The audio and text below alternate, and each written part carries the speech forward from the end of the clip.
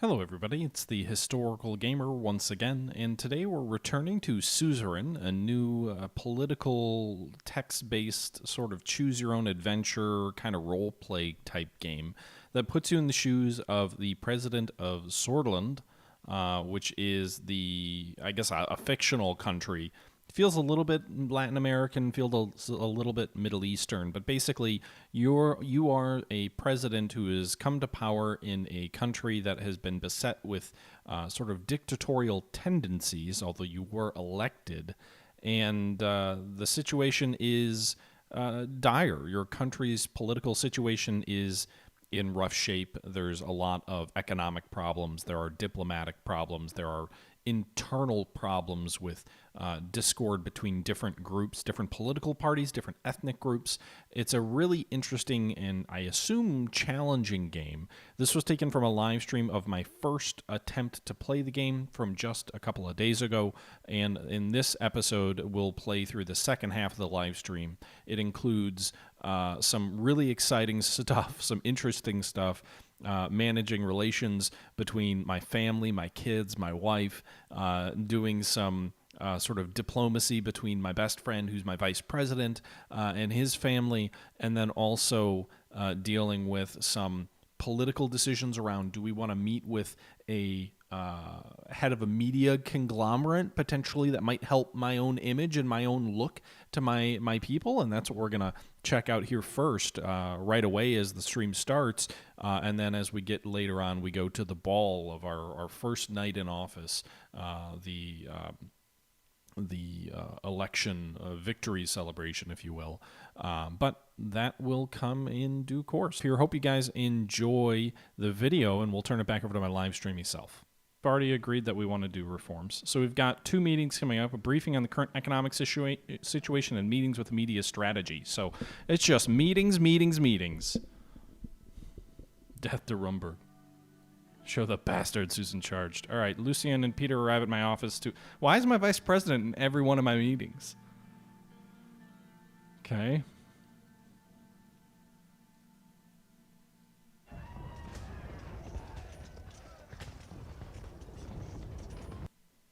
The Cornets had always been known as one of the richest and most influential families in Sordland. He was the oldest son of Marcel Koronti, the industrialist and media mogul who founded Haas, the richest man in the entire country. He offered to meet with you, Mr. President. Why is he sending his son? Why should I meet with him? What does he want? The Masked Dalian, by the way, thank you very much for the follow. Why is he sending his son? Unfortunately, he passed away today. What? Well, after the passing of his father, may he rest in peace, Marcel aims to become the next CEO of the Haas conglomerate. He mentioned a productive collaboration. They are a powerful, influential media conglomerate to start with. They own the Sordland Today newspaper, the Sordland Broadcasting Corporation, which means that it'll be wise to be on our side. What does this productive collaboration entail?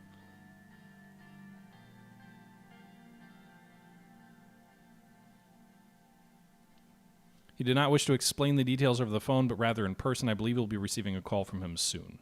However, as Peter said, they have substantial power over the content of our media outlets, headlines, radio shows. That's what he'd be offering.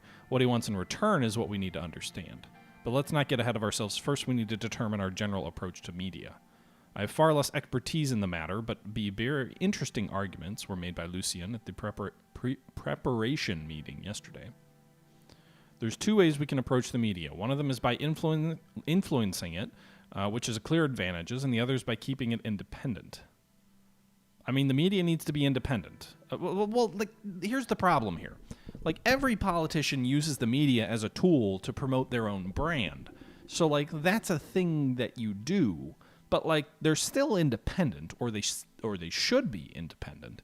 So I'm assuming the tool to be used is basically saying, direct state intervention in the media.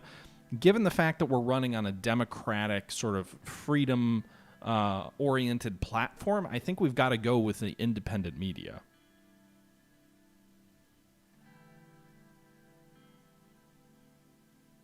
Ideally, yes, but an unpopular leader will not be able to pass even the easiest reforms. It is of utmost importance to maintain the public popularity and avoid damaging scandals or mistakes. I must stress one thing, Mr. President. The more people we have on our side supporting our agenda, the more we can accomplish. Yes, Lucien, I agree with you, but the media needs to be independent.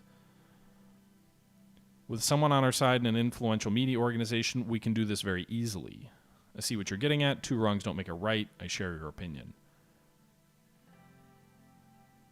I mean, I understand what he's saying.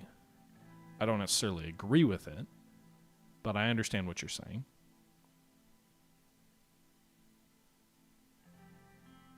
We can always hope for the best. Do we really think that nothing can go wrong? Especially considering the near-term history of Sordland.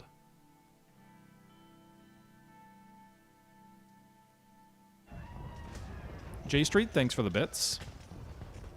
I haven't started butchering anyone yet. My new secretary entered the office.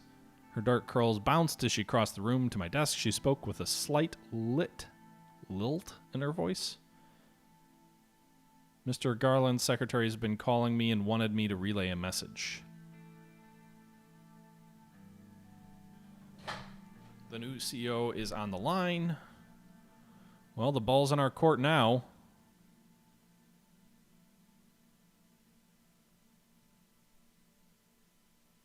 I'll talk to him. Connect the line with my office. Pick up the phone. It's a pleasure, Mr. Koronti. The pleasure is all mine. I know your time is valuable, so I will not waste any of it. I was just elected to be CEO of Haas. My strategy in the running of the conglomerate will be different than my father's approach. This is why I'm offering a partnership deal regarding our media branch. I would like to formally invite you to my resort near Contrite for a meeting to discuss the details. Thank you for the offer, but I would be interested in a meeting. Thank you for your time, but I have to refuse. What does that entail? We're not an oligarchy. Let him go to hell. Ouch, man. Super Chacho. I mean, I definitely, I guess we can ask, what does that entail before we agree? Our future is partners, Mr. President. Surely we can't talk about the details on the phone. I just wish to have a face-to-face conversation with you. I'll send you the details through my secretary if you're interested. This sounds sketchy. I don't know if I should agree to this.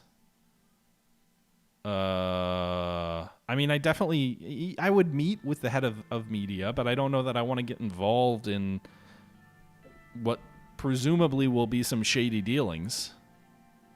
What do you guys think? What does the chat say?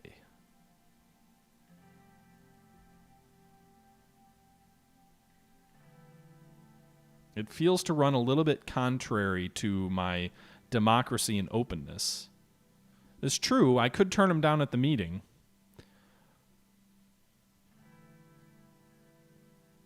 Gonna be assassinated? I don't think I'm gonna get killed yet. I think they're gonna try and use me first. Here, the problem is, even if I turn him down at the meeting, if something comes up in the meeting, like if there's a scandal that ties back to the meeting, people are gonna be like, oh, he's in the pocket of the media, even if I don't agree with him, right?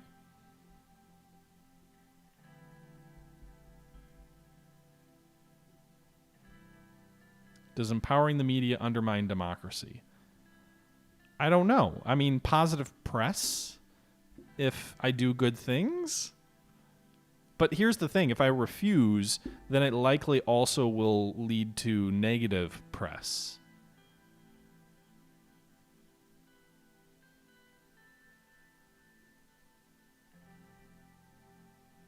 I guess I'll agree to the meeting because I don't want to make an enemy this soon. And if I refuse, I think I will start off by making an enemy before I even talk and hear what he has to say. So even though there's risk, I'm going to go with 1.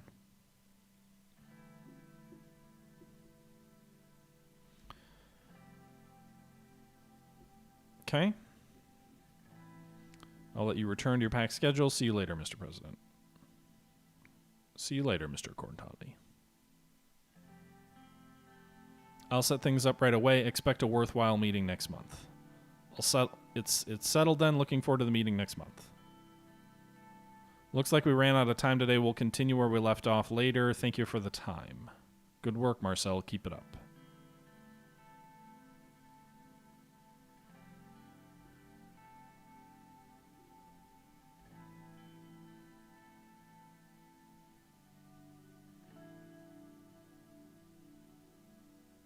We're already getting the attention of key and potentially dangerous figures.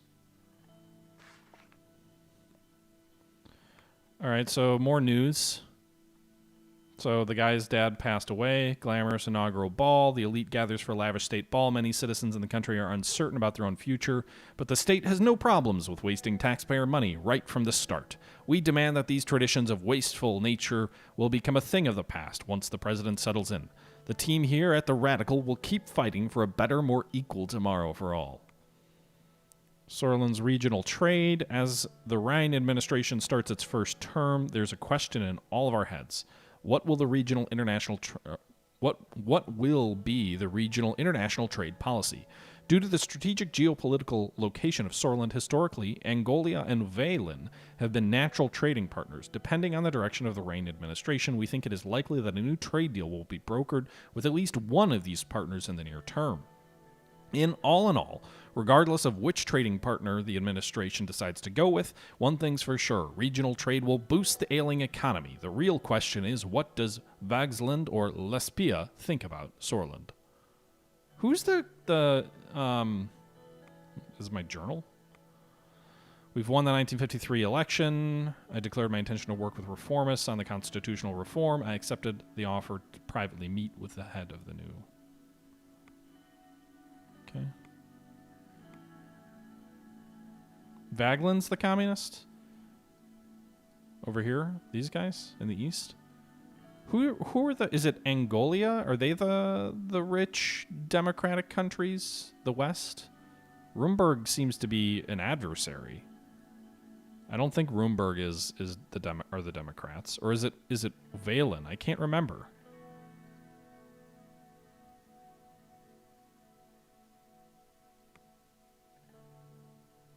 Yeah, I know the West is free market capitalist, but which one? They're off Mac? Okay. It's good to know. All right. Well, on to the next meeting. Meeting Simulator 2021. Campaign Finance Bill. Sign or veto the Electoral Campaign Finance Bill that was approved by the Grand National Assembly. The criteria for the allocation of public funds shall no longer be according to the number of votes won in the general election, but by a political party. The new criteria should be the proportion of seats won by a political party in the Assembly. Political parties shall receive an annual amount of 500,000 ren per member of the Assembly. This result in doubling of the USP election budget and a slight increase in other parties in the Assembly, while effectively removing all funding from parties that are below the 10% threshold. Oh, boy. No discussion about it. I just have to make a decision right out the bat. So this would be interesting. You'd veto Netwalk? Tursixtan, you'd also veto?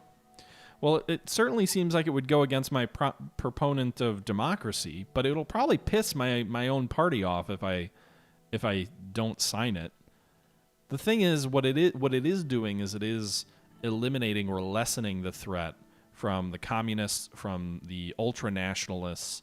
So it directly hurts the extremists, but it doesn't really hurt us or any of the parties in power.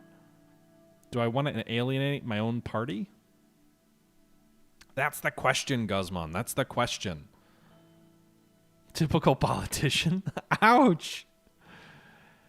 It makes the ruling party richer, but not just the ruling party, you guys. It also makes the second party, the reformers, richer, and it makes the three parties that all got more than 10% richer. So it makes not just us, but the other parties that are viable. All it does is hurt like the Nazis and communists.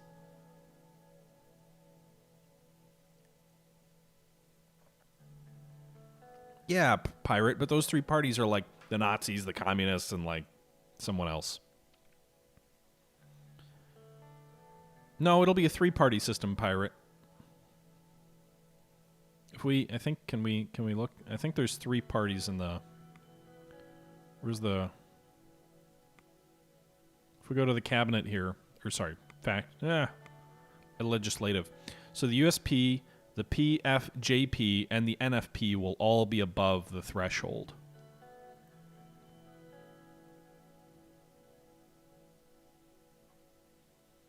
The independents, the 10 seats of the independents will be basically screwed. So we'll lose some of those, but we'll keep the 3 major parties.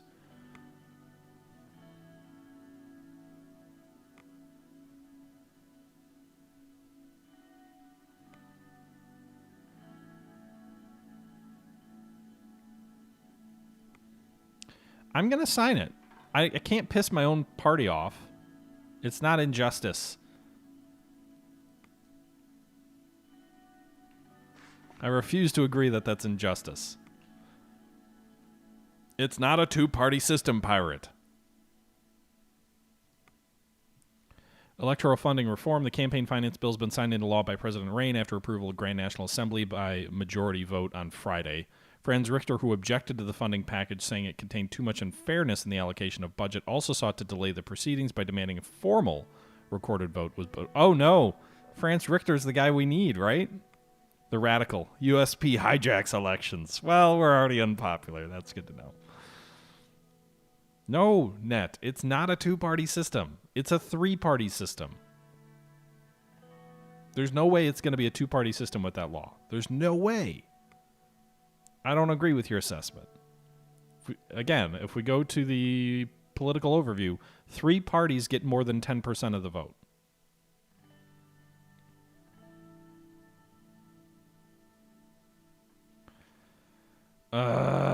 Whatever. Read the report from Holstein. The Reform Committee reports that any potential change to the Constitution in the direction of the reformists will likely result in strong opposition from the National Front Party. Who are the National Front Party again? Oh, they're the nationalist ultra-conservatives. Well, they're the third party anyway, so I'm okay if we squeeze them. Members of the Assembly in support of such directions seem to be in great numbers and possibly make up a majority of the Grand National Assembly, while most members of the United Sordland Party seem reluctant about supporting such changes. Okay. Briefing on the current economic situation.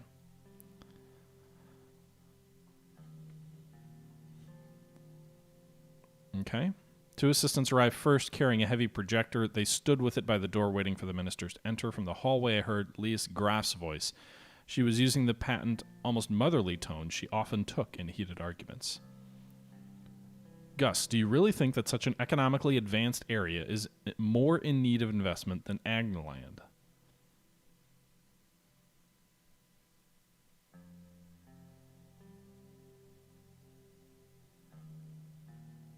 Don't be an idiot, Lias.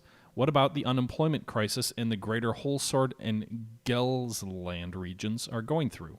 These areas are economic heartland.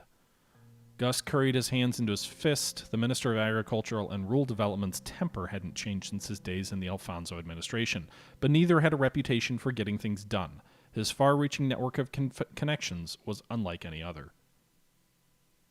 Oh, neither had his reputation.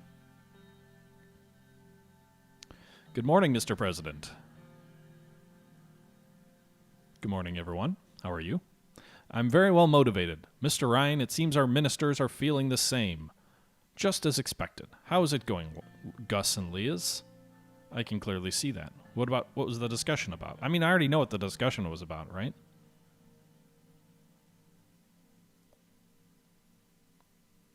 We're having a discussion about the infrastructure plans. If I may, I would like to talk to you about the... Simon interrupted. We will get there, Gus. No rush. First, I would like to conduct my economic presentation.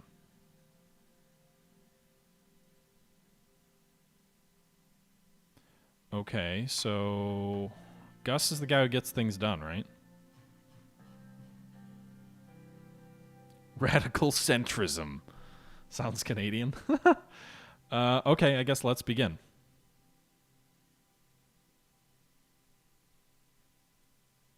My staff and I have comprehensively analyzed every aspect of...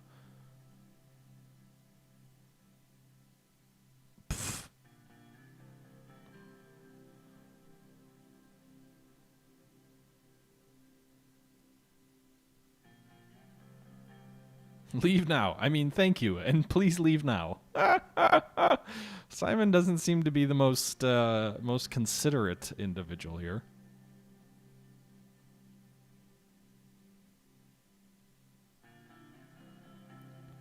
Looking for the slides. He always carried a documentation around with him. What happened to the new police station construction in Estord? It got stalled due to government property boundary issues. I've been meaning to look at it.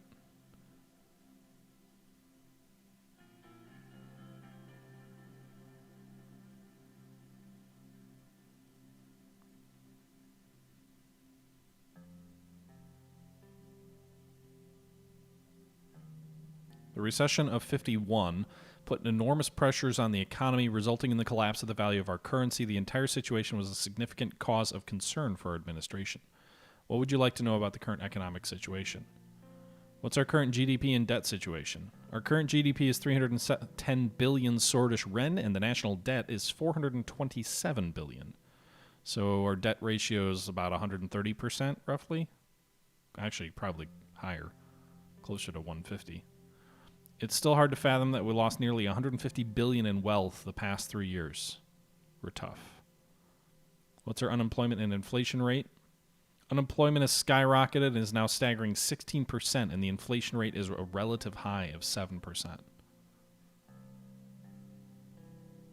Okay. Hey, Lornell, how you doing? 7% inflation is absurd, and 16% unemployment. We're like freaking... Unemployment is increasing, crime and drug use. We need to get people off the streets. The inflation isn't helping our average citizens either. What's the status of the recession? The economy's been in a recession of about 6% the past year. The average GDP's dropped from 15,454 to 10,000. Oh my God. By the way, a 3-year recession is definitely a depression, not a recession. Just to be clear. The administration's success depends on our ability to stop the recession. The sooner we can reach GDP growth, the better. I'd settle for just holding our own.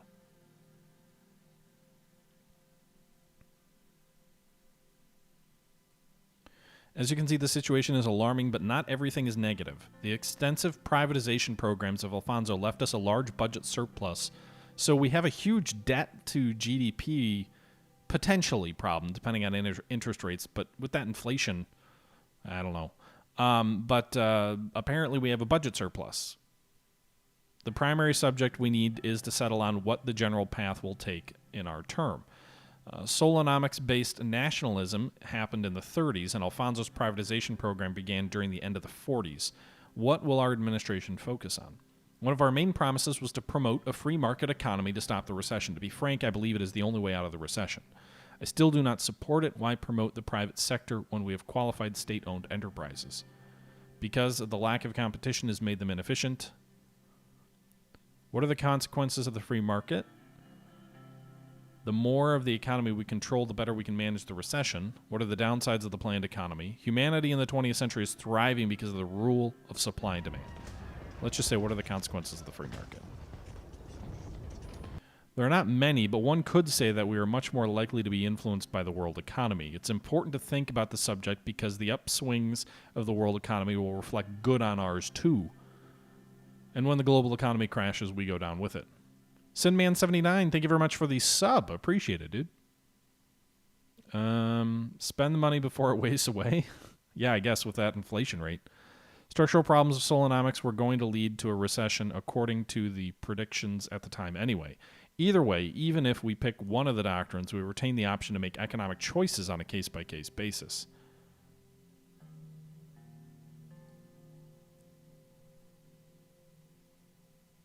There's another important point which has a direct impact on our economy, superpowers.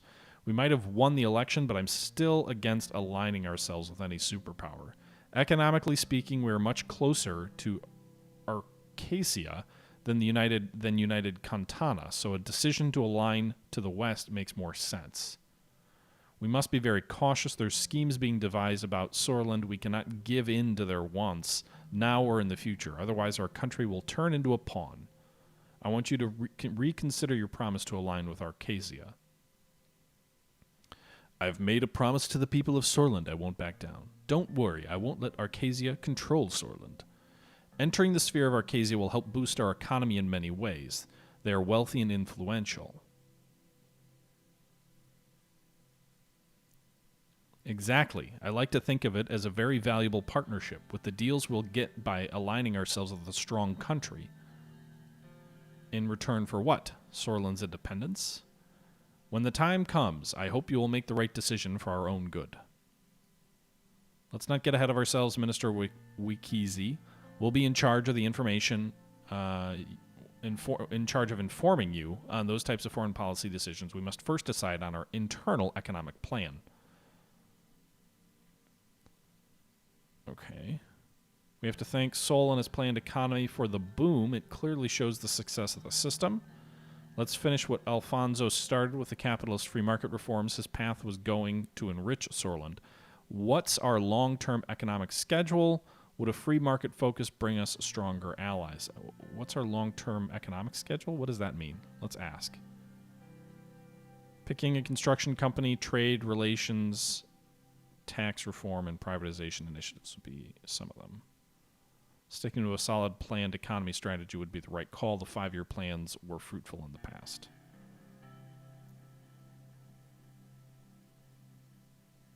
He's a red. No gulags for you. Better dead than red.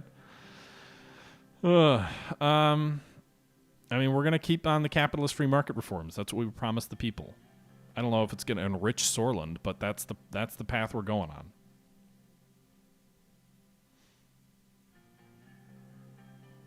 History must note that the reason for the recession was because Eduardo Alfonso was betrayed by his party. Whoa! That's not true. There was plenty of time for him to do it. If you can't make change happen in 2 years, then you were at fault. Would a free market focus bring us stronger allies? It would make Arcasia look at our country in a more positive light. They're proponents of the free market economy. The influential Arcasia has on the world economy is extensive. Our economic strategy should be based on internal reasoning, though. All right, well, let's move on. Critical institutions must remain in state control. We can be fully responsible for delivering services. We should look at opportunities like privatization to create greater financial resources. A market economy doesn't require as much guidance and could help us attract foreign capital. It's hard to fully agree or disagree with these options.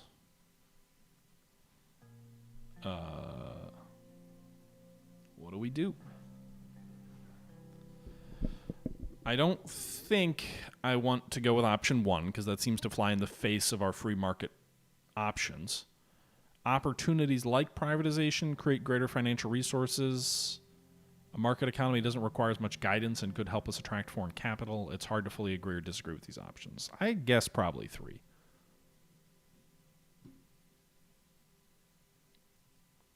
Especially from Arcasia, President Walker is always interested in expanding economic zones of ATO. We could secure lucrative investments from capitalist countries. So what will our general economic plan promote? Promote a free market economy as we promised. Now that there's clarity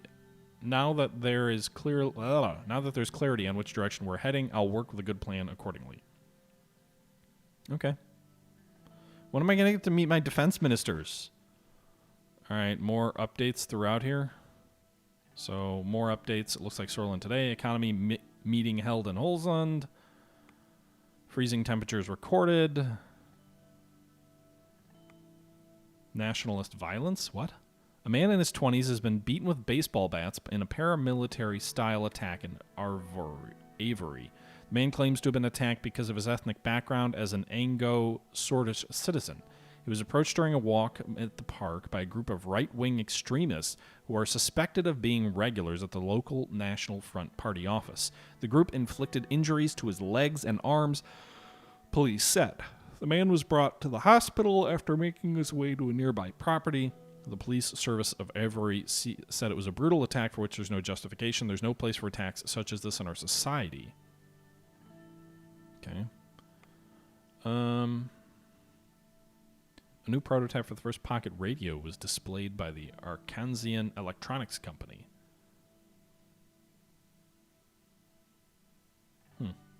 pocket radios.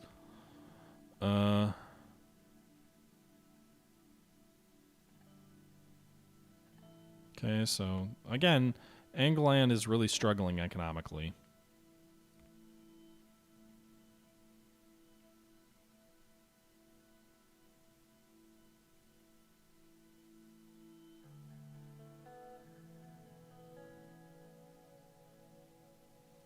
Some investment in railroads are needed.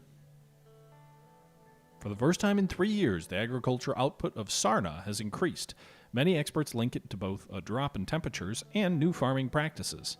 Additionally, farmers are now accessing more generous credit allowances from the government that were left over from the Alfonso administration. The Ministry of Agriculture reports that the agricultural industry of the region has the potential to become a powerhouse in the future if investment persists. Yeah, I don't know that agriculture is the direction I want our economy to go, though. God damn it. Get down, unemployment. Get down. Do I have to go to this meeting now with this guy? Is that what we're about to do? Is that what's in Lovachen? Invest in mega infrastructure. A decision to invest in one of two planned mega infrastructure projects. The Ministry of Economy has put forth two bold plans for mega infrastructure projects that would help the economic recession in the long term. Investing in projects of this scale will take up some portion of our budget and could prove worthwhile if accomplished successfully.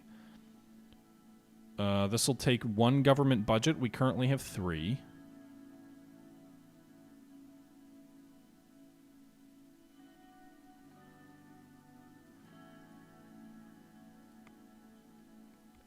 I don't think there's an option for a meeting with any neighboring powers yet.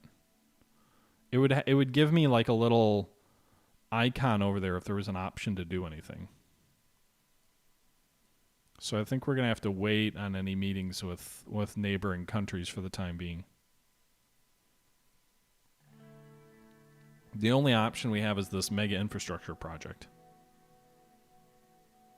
I do need infrastructure. It's probably not a bad idea to invest, so we'll go ahead and do that. All right, so our government budget decreased by 1 from 3 to 2. Wealth is still at 2.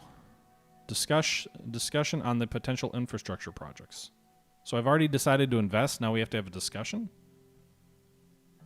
Shouldn't that have been the other way around?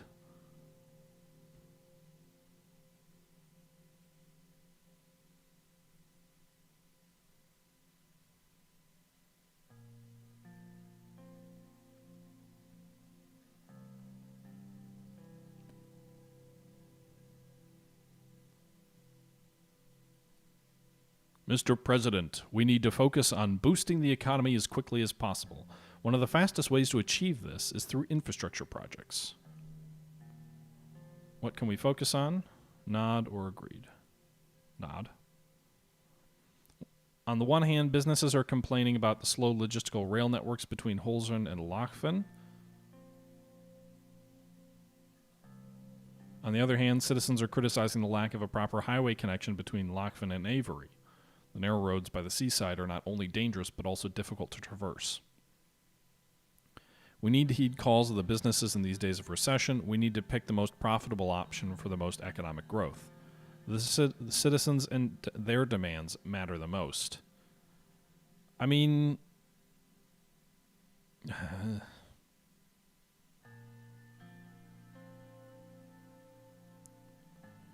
a rail line probably won't help the average citizens very much. But highways, it's the 50s. Highways could be helpful. What's the most profitable option?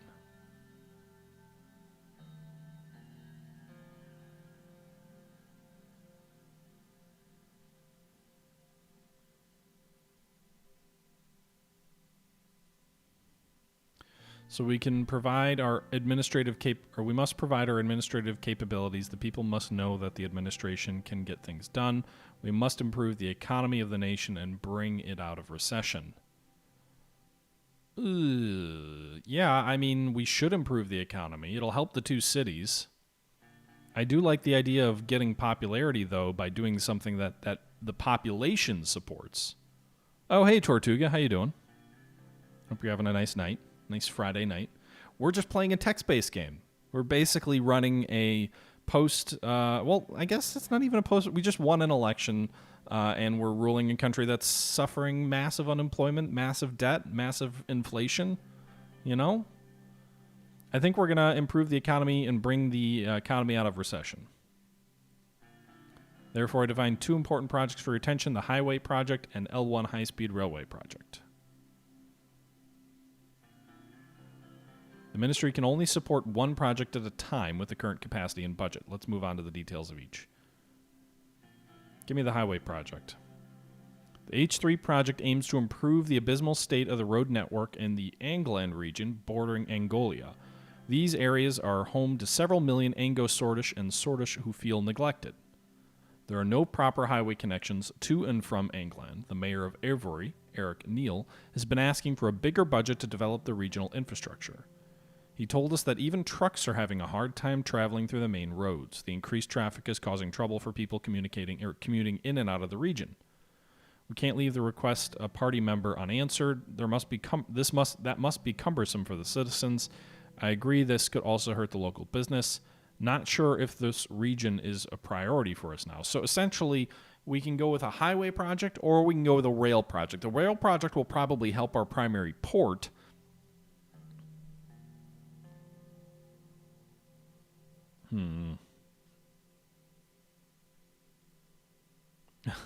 To go to war. Nice little distraction there for the people. I mean, hey, you never know.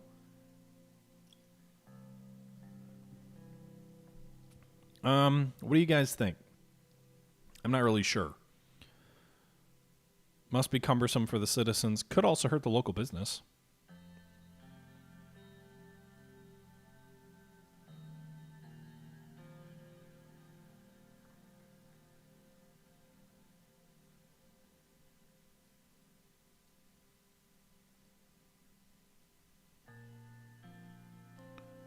Okay.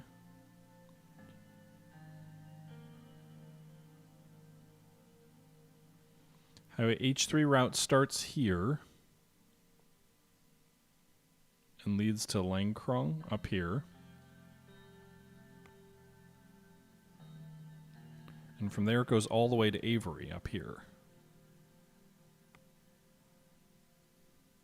As a result, the road networks toward the Angolan capital, Stelport, will improve substantially.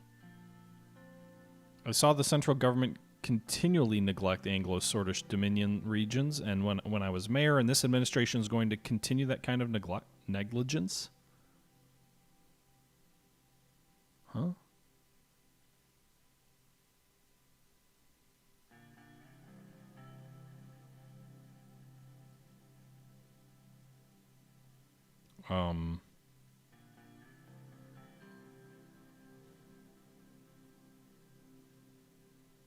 Most of our goods flow to Lavhaven and Holsord, which give importance to the logistics there. It has been pointed out that the highway would be less beneficial in the near term. Our citizens will be quite pleased if we successfully accomplish this. Besides, if we enter into trade talks with Angola, they would see the investment as a positive sign. I want to hear about the other project. Go rail. This is very interesting, but could you tell me about the rail project? Your predecessor, Alfonso, has failed in delivering this campaign promise, but we can start the construction of this groundbreaking railway project. As you know, our current trains cannot meet the standards of today. As many of our other countries adopt this new electric engine technology to power up their trains, we will fall one step behind. Reports about the newest trains in United Kuntana traveling at incredible speeds has piqued the business interests. They too want to transport resources and material from Holsund to Lavhagen with great speed and efficiency.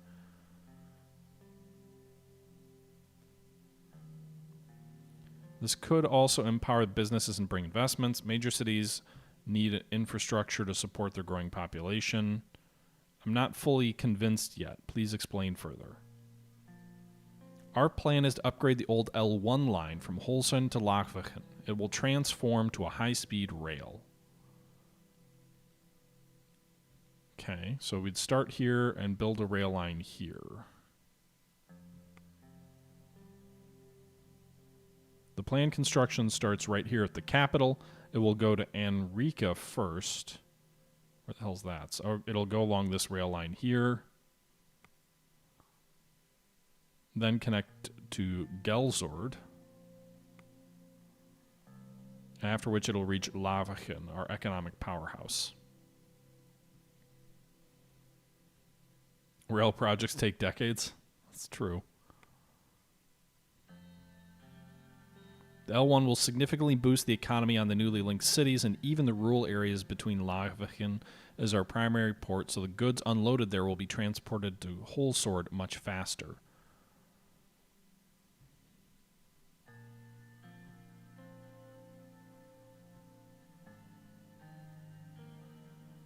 Investments in already developed regions make little sense. I mean, these areas are already developed. The long-term prospects of the road project, also the PR prospect of the road project, seems to be beneficial for us. Also, if we do end up in a war up there with remember, guys, we are dealing with Rumburg, potentially a threat to the north. So if we build roads up here, I would think the military might be able to use those roads to better defend those areas as well. Jobs do emit from the cities, that is true. I'm thinking of defense, though. I'm going to improve the infrastructure in our poorer regions. It's going to be longer-term benefits, but I do think that that is important. Also, I'm a little bit uneasy that Cantana, it says Cantana is the suppliers where the new rail technology is developed, but we're not butting up with Cantana. Cantana is the communists, right?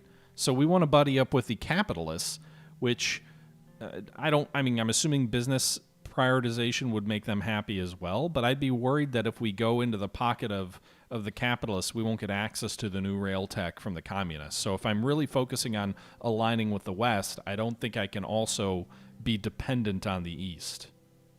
But with that decision under our belt, I'm going to go ahead and wrap this part up. This is part 2 of our Let's Play series of Suzerain, a new political text-based game. Very much sort of a role-play, sort of choose-your-own-adventure type game. Really enjoying this so far. This was taken from a live stream on my Twitch channel. The stream is about 2.5 hours long, so this will get us to part number 2, as I just said. We'll have at least one more part that wraps up that first stream, and depending on if this is something you guys seem interested in or not, we may continue the series through a bit further or even to conclusion. I have no idea how long the game is, but let me know your thoughts. Again, I'm not sure this is the greatest YouTube content, although it is a really enjoyable, interesting little game. Has shades of Hidden Agenda from back way in the Wayback Machine, which was a game about like a fictional Latin American country. This feels a little bit of a cross between like the issues that a Latin American and a Middle Eastern country would face, and so far I'm really enjoying the flavor, and it's a lot of fun. With that being said, we're going to go ahead and wrap this episode up, as I already said. So I hope you guys enjoyed. Leave your thoughts down below. And as always, until next time, this is the Historical Gamer saying once again, thank you very much for watching. And until next time, I'm out.